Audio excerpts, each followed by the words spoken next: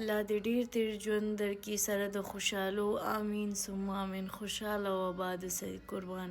ملګرو د سایکو ارباب په حوالې سره نوي معلومات راغلي دي، هغه له در کومه.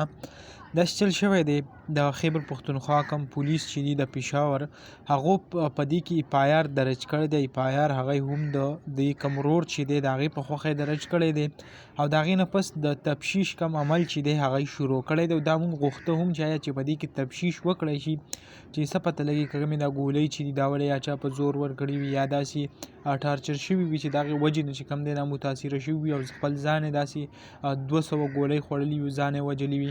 یعنې مختلف قسمه وجوهات چې کوم دی هغه مخې ته راتلی شي، خو چې کوم تفتیش چې دی هغه اوس په صحیح طریقې سره وکړی شي.